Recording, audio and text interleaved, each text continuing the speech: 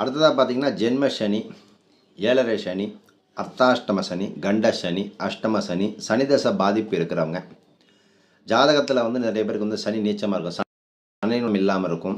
அவர்கள் எல்லாம் சனி பகவானுடைய எத்தகைய தோஷங்கள் எதுவாக இருந்தாலும் சரி, எந்த ராசி எந்த லக்னம் எது வேணாலும் இருக்கட்டும், சனி தோஷம் வந்து கண்டிப்பாக சிறிதளவு நம்மளை தாக்காமல் இருக்கிறதுக்கு நீங்கள் கண்டிப்பாக தனது திவ்ய தரிசனத்தால் கருணை காட்டி திருவருள் புரிந்து காத்தருளக்கூடிய திருவாரூர் திருத்துறைப்பூண்டியில் சாலையில் இருக்கக்கூடிய திருக்கொள்ளிக்காடு பொங்கு சனீஸ்வரரை வழிபடும் பொழுது உங்களுக்கு எத்தகைய சனிதோஷமும் நெருங்காது.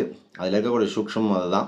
ஸோ அப்போ நீங்கள் சனிக்கிழமைக்கு போங்க, உங்கள் கையால் ஒரு 50 கிராம் நல்லெண்ணெய் வாங்கி கொடுங்க, அதே மாதிரி 50 கிராம் விபூதி வாங்கி கொடுங்க. அங்கே வந்து விபூதி அபிஷேகம் விசேஷம். அந்த விபூதி வாங்கி நெத்தியில் வச்சுக்கோங்க. சனியோட குரு ஆப்போசிட்டில் காலபைரவர் இருப்பார், சனியோட பக்கத்தில் வந்து லக்ஷ்மி இருக்கும். ரொம்ப மிக அற்புதமான ஸ்தலம். சனிக்கிழமை போய் வழிபடுங்க. சனி உரையில் மிகப்பெரிய ஒரு மாற்றத்தை கண்டிப்பாக வாழ்க்கையில் நீங்கள் எதிர்பார்க்கலாம்.